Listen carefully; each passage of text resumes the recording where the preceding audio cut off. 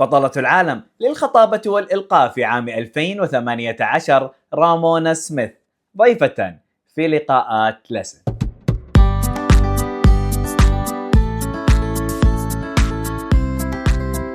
Hello, our world champion. Hello. How are you? I'm doing well. How are you? Perfect. What a wonderful view. This is Yes. you're taking us with. Hope everything is fine. Yes, everything is good. I'm going to get you on my tripod so I don't have to hold you up. That's perfect. Here we go. Amazing. What a view. I know, right? Yeah, I agree. I know it's morning, right? Yes, it is 8 a.m. Pacific time. 8 a.m. Oh, it's 7 p.m. in here. I know, KSA. Exactly. So thank you so much for having us this early. I know it's been a while since you kindly agree and accept our invitation for this interview.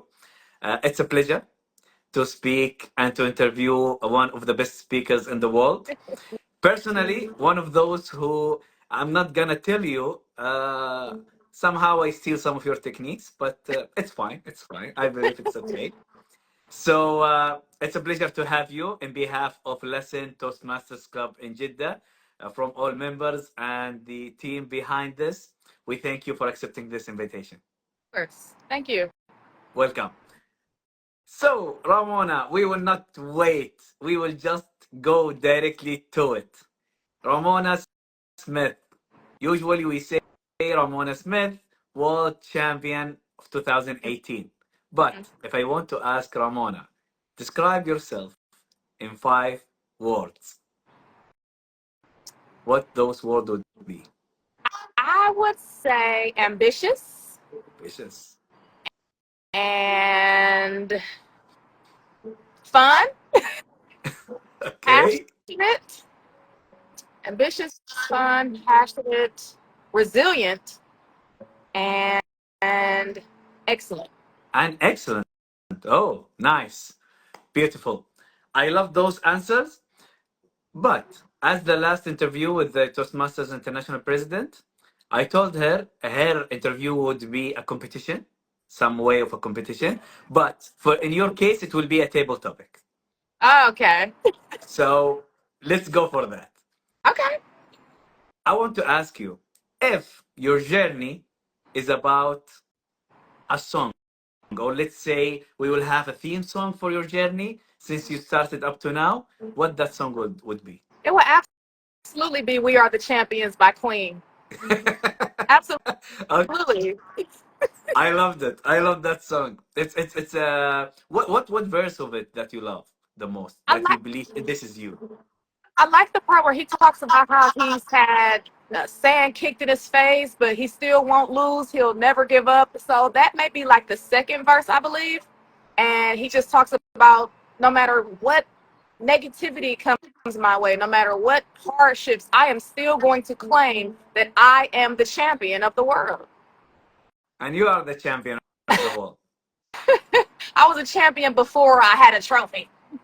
You are. Do you remember the first time you've been in Toastmasters? The first time you went to stage. Can you tell us when? Can you get us through that time? How did you feel and all of these things? Absolutely. Can you hear me okay? I don't know if it's a lot of background noise going on. No, it's perfect. It's perfect. Excellent. Yes, I was actually in Hawthorne, California when I joined Toastmasters, and it was the Dreamcatchers Toastmasters Club, headed by our president was Amy Ayano, and I didn't know what to expect. I talked because I wasn't used to the green lights. I wasn't used to the restricted time, and I think I just got up there and spoke for like 10 minutes because I was so excited, but I didn't have the structure and the order. I wasn't nervous. I've always loved speaking, but I didn't have the polish. I see. Do you remember the first question you got in a table topic? I don't remember. It was so many years ago. It was almost I joined in 2010, 15 years ago. It's been a while. It's nothing. 15 years. It's like yesterday. So we will go through that. So if I want to ask you about your book, you published a book that, to be honest, I liked it.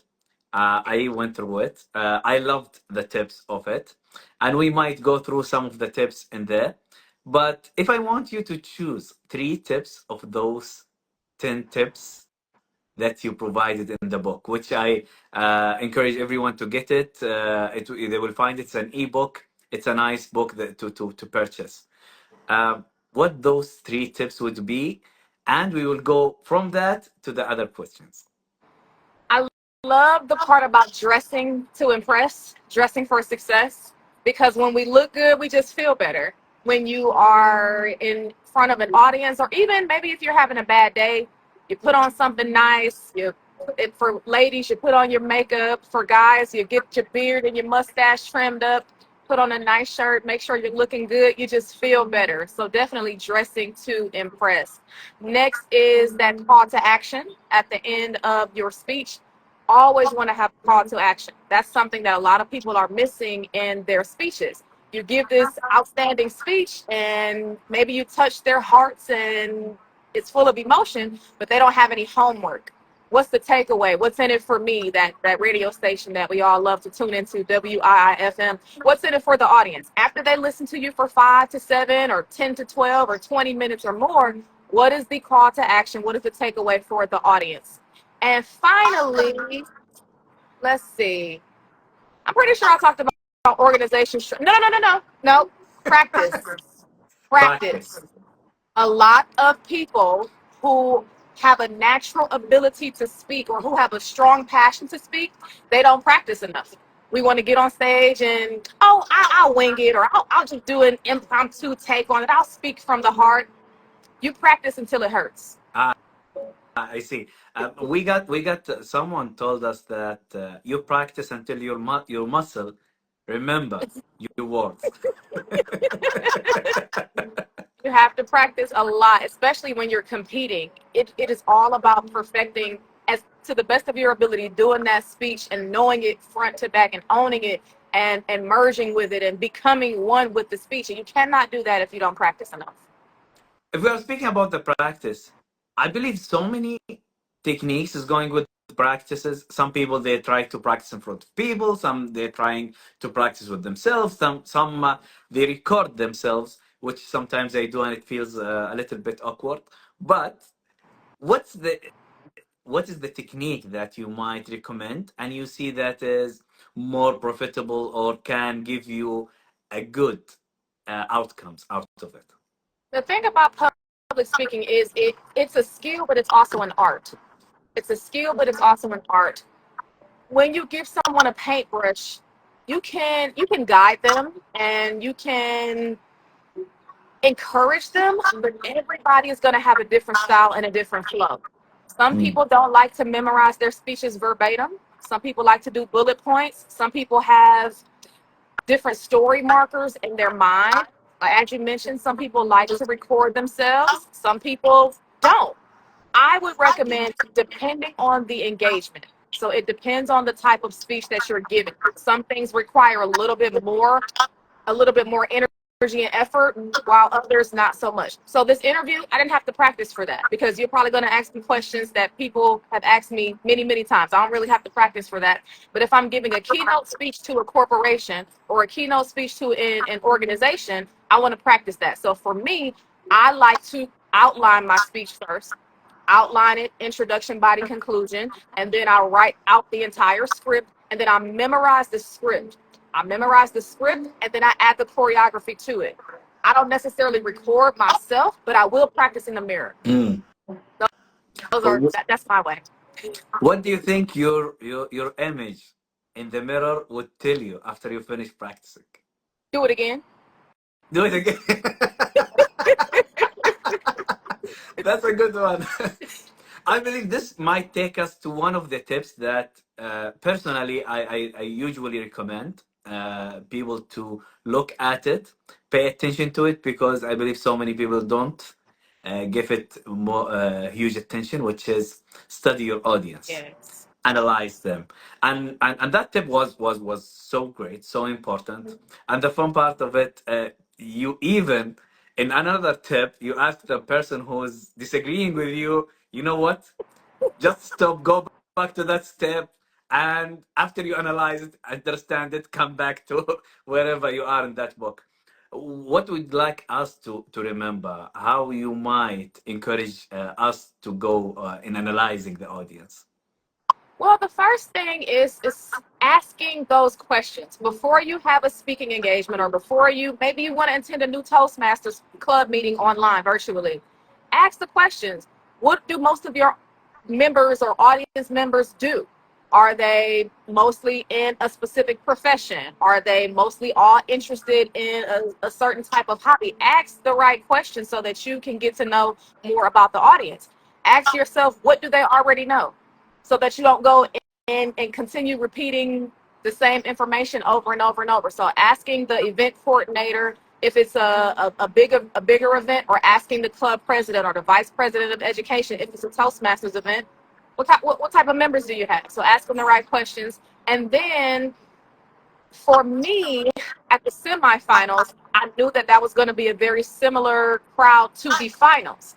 And when I was on stage, I was able to kind of what we call take the temperature of the audience. As I was speaking, I was looking and scanning the audience and noticing when they were laughing, or if they were looking at me in anticipation for another joke. I knew that specific audience wanted more humor. They wanted to laugh. So look at the body language of your audience. Are they leaned in? Are they bored? Nowadays, are they on their phones? And then what do you need to do to adjust your message, if possible, to keep them engaged? So asking the right questions before you speak, and then while you're speaking, looking at the body language, looking at the gestures of the audience to kind of gauge the temperature, gauge where they are. And that's a practice. That's something that you have to work on. It doesn't happen instantly. And that I think takes us to link both points. Uh, Studying the audience and practicing together, you might merge them and you find yourself that actually you need to write first what you want to say. And I believe part of it is the jokes. To make a Yes. joke, you need to study your audience, you need to analyze your content, then you need to make the setup, then you need to do the pinch line. Have you ever, when you done one of your jokes, that you felt, oh, actually, it's not the place for this joke? That's happened before, but I recover. You recover. On stage, you have to learn how to recover. If you give a joke and it's not funny or nobody laughs, just keep moving. Don't stop and say, "Hey guys, that was a joke. Do you get it?" Move on. But that comes with experience. As you experience certain things, then you know what to do next time. So if you give a bad joke, or you thought something was supposed to be humorous, just keep going. I see. I would like to ask you a question on that one thing. When you've been in the contest, this just came to my mind right now when you've been speaking about the audience. Do you think if the time take you back to that moment, would you change anything in that speech? No, not one thing. And the issue with sometimes trying to perfect the speech is the more feedback you get, the more it's going to change, because everybody has a different connection to a different style of speech. If I gave that speech still standing right now, today, after it was already a world championship winning speech, people would still criticize and critique it. At some point, you have to let good enough be good enough, and just accept it. I call it what's called the Frankenstein effect. When you give a speech and you continue to get feedback from this audience and that audience and that audience, it starts to look like the creature Frankenstein. You're tearing original pieces off, you're putting suggestions back together, and then you don't even recognize the speech. So sometimes you just have to leave it alone, accept it, and move on. So I would not change a thing. And here it comes. I don't think it was this. For me, it was perfect, personally. it was to the edge that I wouldn't ask you to do more, to be honest, if you allow me to say that. The idea of it, it was perfect to the point that I don't feel it's acting. I felt like it was genuine. It's coming from you. And that's why I believe it reached everyone. It was unique, and that's it. Even when you choose the tissue, for me it was yes. I don't want to see the gloves. For personally, it was too much if I saw them, but that tissue, a lot I might put in that gesture, and I believe that wasn't the first version you wrote. Something was before, and then you improve it, then improve it, then improve it. And the question was, what's the difference between the first script you wrote and the last one you delivered? Initially, I wasn't going to do that speech.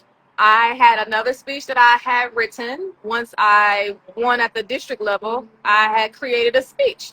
But as I mentioned previously, once I competed at the semifinals level, I knew that the speech that I had written previously, it wasn't going to work. It wasn't going to work with that audience. I knew that this was an audience who wanted to laugh, who wanted to have fun, and that other speech, it just wasn't going to do it. The semifinals was Thursday, and the world championship was Friday. I'm sorry, Saturday. So I had a couple of days to figure out what I wanted to do. I took a speech that I had written years ago and I revamped it. And I got one of my friends, Heidi Caperton. She's a great editor. She helped me to edit it.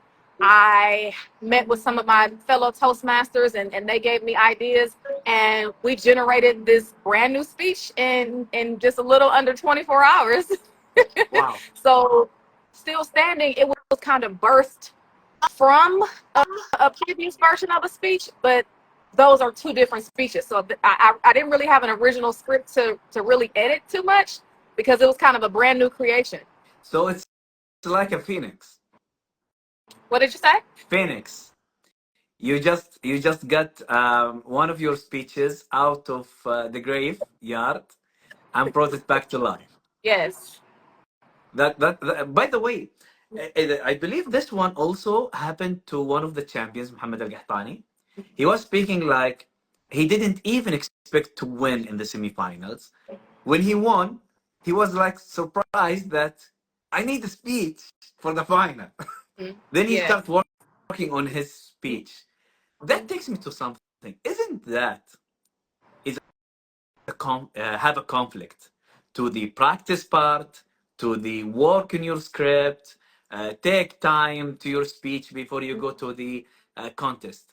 Uh, Somehow you feel in 24 hours or 48 hours you managed to have this masterpiece. Isn't that a conflict in what usually we learn in public speaking? It is actually, because you always want to have more time to prepare. However, when you have the talent that's at a certain level, you turn on that fire, you turn on that creativity, and you just kick it up a notch. You take it to the next level. That's what kind of separates a good speaker from a great speaker. And I know the lighting is changing, so let me see how I can adjust myself so that I'm not getting all washed out. There we go. Perfect. All right. When you think about sports and how athletes practice, and they'll practice a certain way maybe every time we're going to run these plays and run these plays and run these plays. But when you think about great athletes, sometimes in the moment you have to make a snap decision. You have to do something that you and your coach didn't talk about if you want to win the game. And that's what happens when you're at a certain level in any industry. You call an audible. you make a choice, you make a change, you have the confidence within yourself, and then you execute, and you have to take the risk. Uh, and usually it will worth that risk. Absolutely. And I believe it's when we speak about practice, my I might add to this. The idea is you've been practicing for several years actually. So this is it's not just like it's coming out of the blue. You've been doing great for the past few years. And why your speech was reaching everyone, the impact of it. usually we might have speeches that we will say, you know what? The script beautiful. The delivery on the stage was beautiful. The gesture was amazing, but it didn't reach me. Mhm. It's just something that I saw it. Like I went to a play, everything's beautiful, but I didn't feel it. Why yours was different? Well, I can't say. I'm not sure.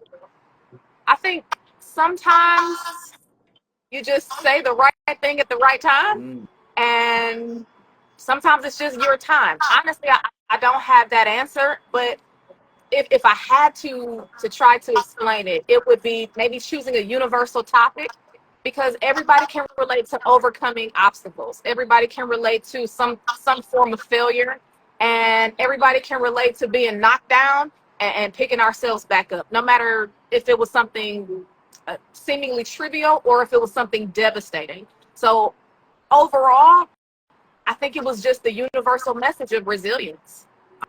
I see. So let's say one of the things that we might consider in our talks is to think about a universal message. Yes. Is that amazing? And that will impact our, let's say, uh, how you say it, influencing others. Hmm. Okay, That's if I one way. want, anyway, that's one way. Can you also give us some ways to influence others and to improve our speeches? The best way that I know how to influence others is by first being honest with myself Mm. and starting to master myself.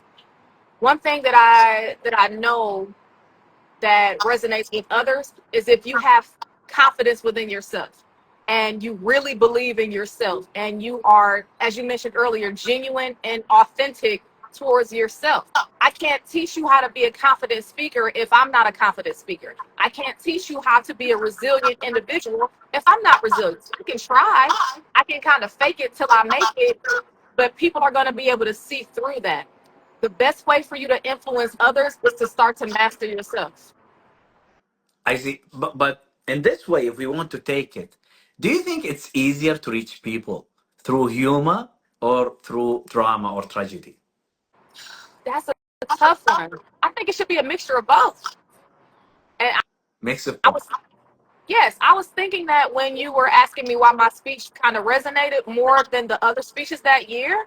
I think I did have the elements of drama. I did have the elements of humor. I think it's a mixture of all of those things, because some people don't want to hear a bunch of jokes in a speech because they want a more serious approach. And then some people don't want all the dramatics and the sadness and the tragic moments because it brings them down. So I think a good balance and a good contrast, that'll help. So you give them several flavors. Anyone Yes, can pick whatever he wants. absolutely. Amazing. Okay, Ramona. I think we've been too serious for the past few minutes. And Mhm. now let's get for the fun part, which Okay. actually is Ramona. We will go for Ramona. I will give you several words. Every word I give you, I want you to say directly what comes to your mind. Okay. Let's go. Let's go. Let's go. Toastmasters. Toastmasters family Oh, contest. contest winner. Toastmaster of the day. Toastmaster of the day. Host Timer. green.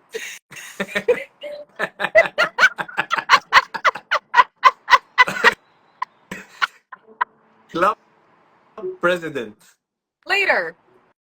Leader. VP of education. Stress. Treasurer. Money. Sergeant at arms. Flag. Black. Table topics. Interesting.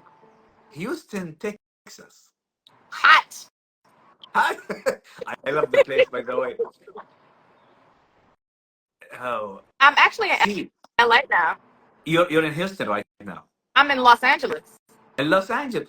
Los Angeles. Beautiful. Beautiful. Beautiful. What about if we say horses? Which one? Horse. Horse? Travel. Travel. Airplane. Calm. Cars. Ferrari.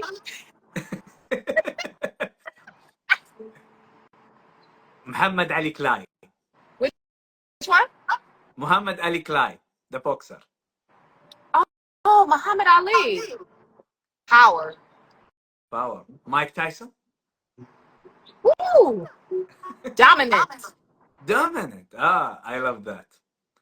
Which sport, if you will live with it for the whole life, only one sport, which sport would that be? That is a great question.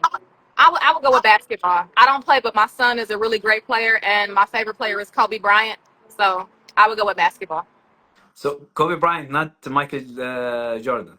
I resonate more with Kobe Bryant, not just because he's no longer with us, but he had what's called a Mamba mentality, and that just means you go as hard as you possibly can, and you don't make any excuses. I see. By the way, our treasurer in the club is coming here and he's putting his name, Imad Mahmoud. And he's the one with the money, so we have to say his name. Imad Okay. Mahmoud, what do you would like to say in that name? Thank you, Imad, for your thanks, shukran. With me, by the way, I did this complaint last time with the international president, and I'm doing it with you. He's not paying enough for the food in the club, and we want you to encourage him to do better next time. Oh, he's not paying enough for the food. Yeah, we would love to have a good meal in the club. I don't think it will harm anyone, and he got the money for that. Okay, well, food is very important. So let's make sure we find someone who makes great food and pay them what they're worth so that everybody can have a good meal on their stomach as they're speaking. Amazing. Ramona, thank you so much. You've been an amazing person. Personally, I learned a lot from you, and we are reaching to the last segment of our interview. I know it's very early in the morning, and I know this time to take it from you, it was a little bit stress on you. I really appreciate it. And also, I'm honored to have this interview with you. And I would like to open the space for questions, and I got some. So please, ladies and gentlemen, if you have a question, please share it with us. And I will start with what I got before. I got a question saying, ask Ramona if now she's going to write a speech, what is the title of that speech would be? Well, it would probably be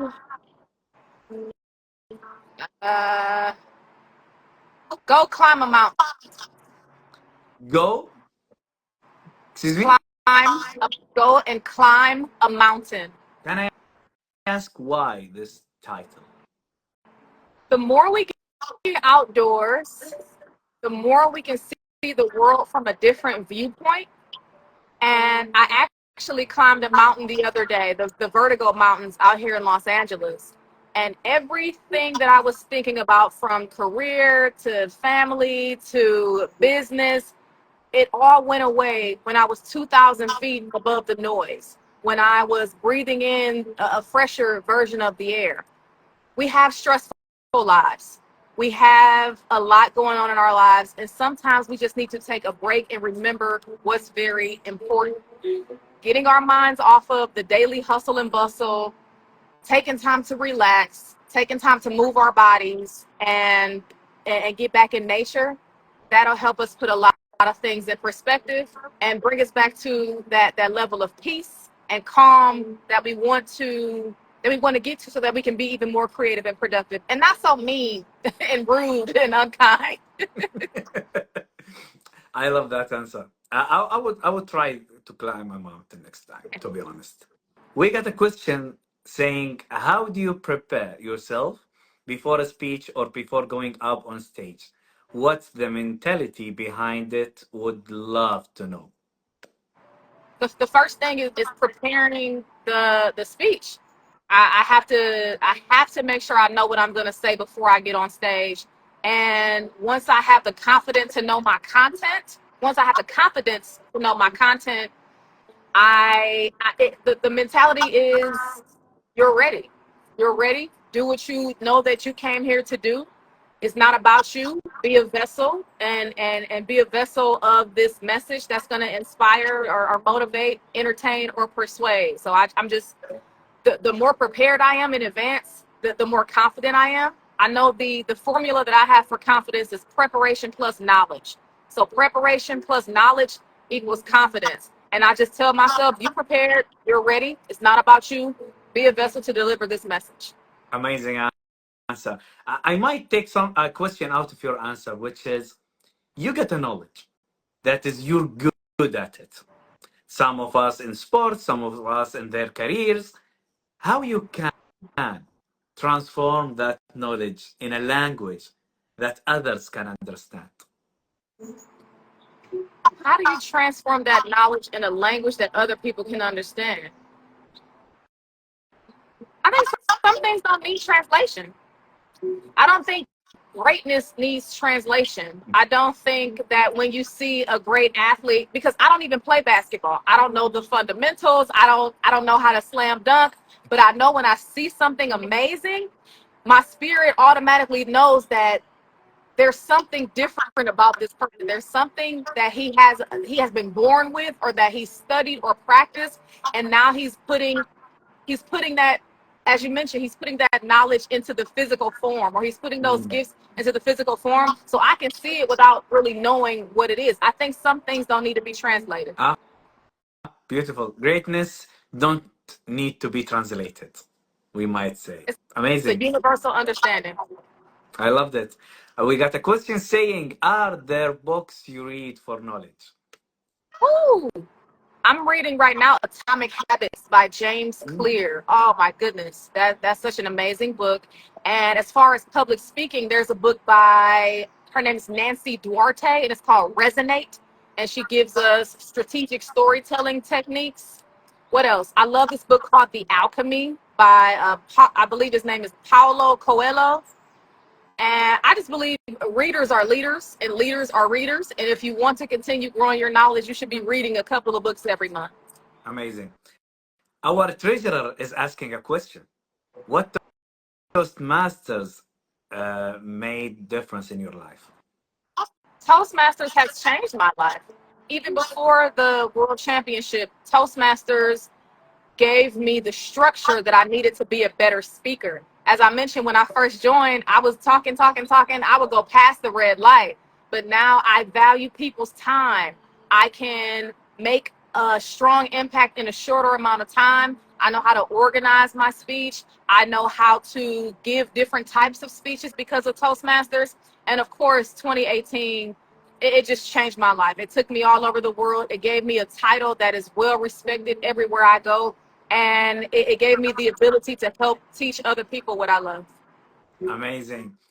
I believe now, after you started since 15 years ago, I believe, when you started, I believe you had a problem, huge problems with the timer.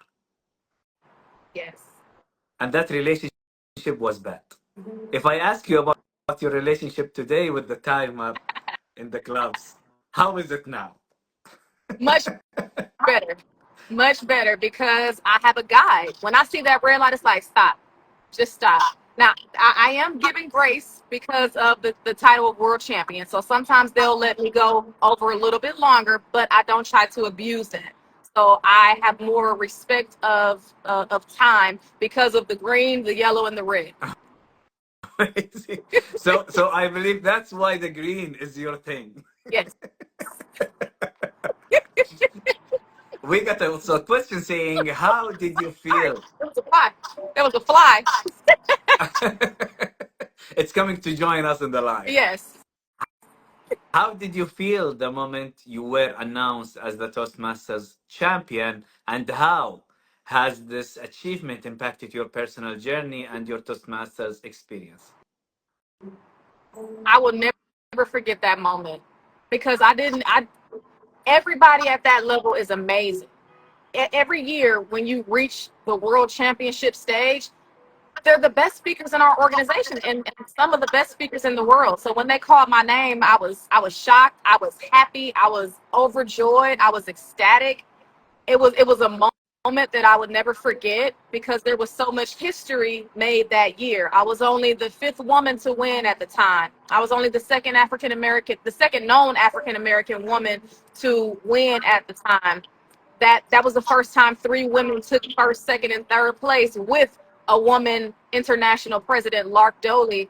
And we made a lot of history that year. And it changed my life because of the massive reach of Toastmasters. I was on every media outlet that you could think of. I was invited to speak all over the world, including in the Kingdom of Saudi Arabia.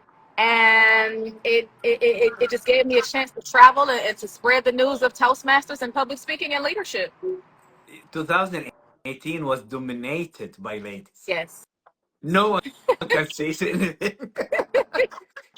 And since you mentioned Saudi Arabia, on behalf of Lasin Toastmasters Club in Jeddah, we hope to see you one day to visit us. If you have the chance to come in Jeddah, our treasurer is sending to me saying, tell her she will pay nothing, free of charge, and you will be one of our precious guests that we got. Ramona Smith, I really appreciate it. I'm honored to have you today in Lasin Interviews. This interview, we look for the best people in the world that we learn and look at them as role models. And of course, you're one of them. I will leave the last couple of minutes for you to tell us a message, to share with us something that you would love to say, except the fly. Forget about the fly. Think about the life to conclude it in a good way. Please. Well, I want to say thank you and thank you for everyone who joined. I appreciate you guys. I definitely would love to work with any of the speakers who are here who want to get better. I have my Jab Cross Present 6-week program. It's virtual, so we can do it just like this. I also have one-to-one hourly coaching. I have a bunch of different programs and packages depending on what you're looking for. So you can reach out to me on RamonaJSmith.com. That's my website, RamonaJSmith.com. Or I see a couple of people have followed me here. Thank you so much for the follows. You can send me a message here and we can figure out how we can work together. We'd love to work together with the future leaders and speakers to coach and guide them. And final thoughts, climb a mountain and see what you see. Do something today that you can, that will not cause you stress. Do something today that will cause you to see the beauty of nature and spark your creativity. Amazing message. Thank you so much again, Ramona. I hear the question saying it's there a translation. It will be on YouTube. Ladies and gentlemen, thank you for being with us today.